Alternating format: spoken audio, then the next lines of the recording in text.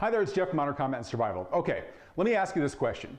When do you carry your concealed handgun? Or maybe a better question is, when don't you carry your firearm?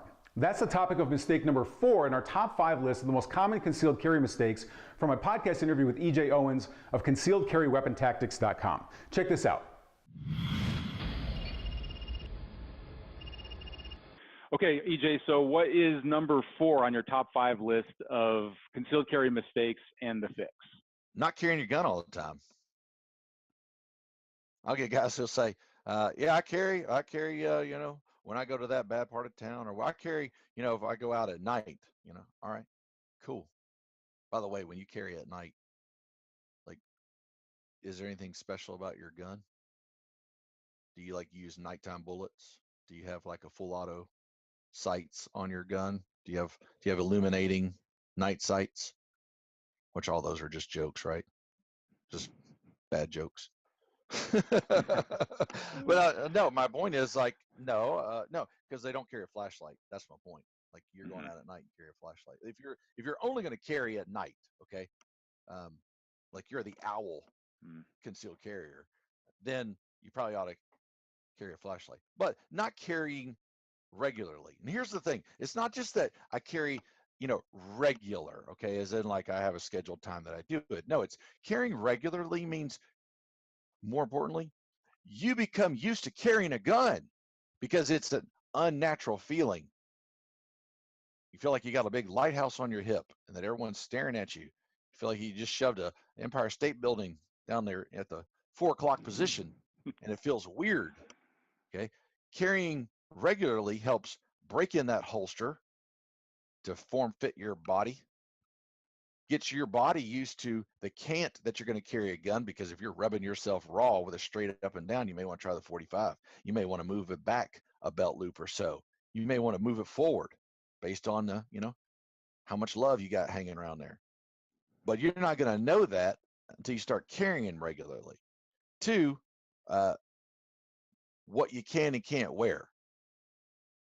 Because there are some things, unfortunately, that you can't wear. It's all body type dependent. But if you're wearing, some type of chiffon shirt and it's, really, really thin, and it gets hung up on the butt of the gun, you're constantly going to be tugging on that thing. But maybe you got the body profile that, your chest is a little bit wider than your waist, and therefore the shirt, hangs a lot better, and so it doesn't print at all. Matter of fact, is printing even illegal in your state? I don't know. Maybe we ought to go back to tip number 3 and check that out. So not carrying regularly, you don't understand all the nuances that go with carrying a gun. And you know what?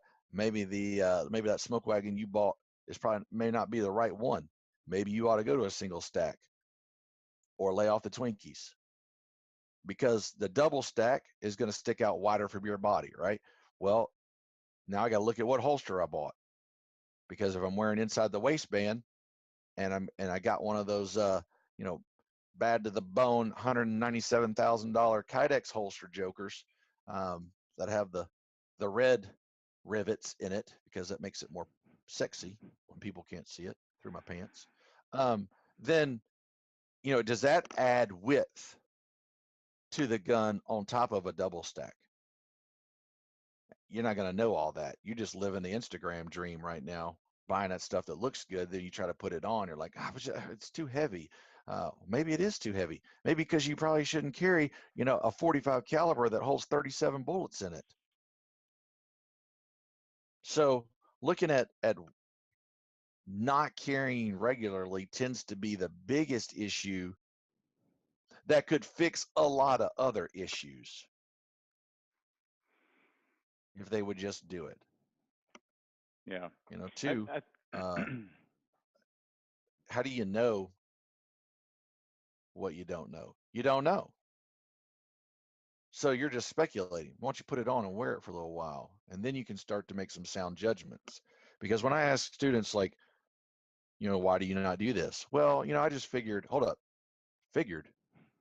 Oh, so this is theory based.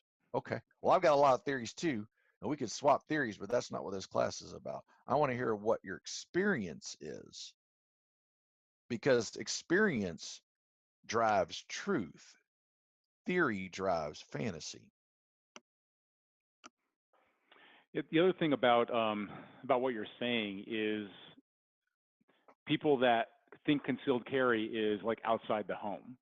So people come home, they're back in their castle, the moat's there, the drawbridge is up, the crocodiles are out there ready to take on whatever gangbangers want to come through the front door.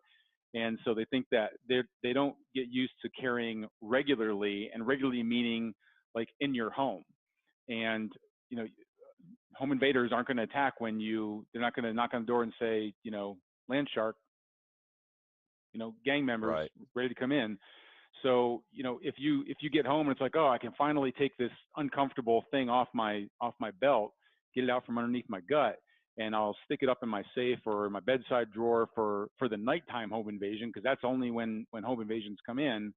Like, that's the other thing. Like, it really is a lifestyle thing, right? It's not really just like a really cool thing to kind of carry outside and feel confident and boost, you know, puff your chest out. It really is a lifestyle. Concealed carry is a lifestyle. Yeah. Like when I come in, I don't take my wallet and watch off and lay it down and go, oh my gosh, thanks. I don't have to wear this big heavy watch anymore. You know, this big bulging wallet of mine, I should spend some more money so it won't be so big. And then I lay it down here on the table like, oh, thank God I don't have to carry that thing anymore. You know, that's kind of when you drive that equivalency, it doesn't sound right when I talk about a watch, wallet, Yeah. keys, cell phone, but people will say it about a gun. Yeah. And that's because it's like they haven't carried it enough, or they have the wrong holster, they have the wrong gun, you know, and that's a completely other mistake. Like if you just said 6, I'd have said, okay, here's the 6th mistake, and that's buying a gun that's way too dadgum big for them. You know, like I guarantee you, first-time gun buyers would buy a bazooka and try to find a sling for it if they could, because if I have the thought is if I have a more firepower, then I won't have to use it as much in the gunfight because it'll stop it, and therefore that kind of compensates for my lack of training.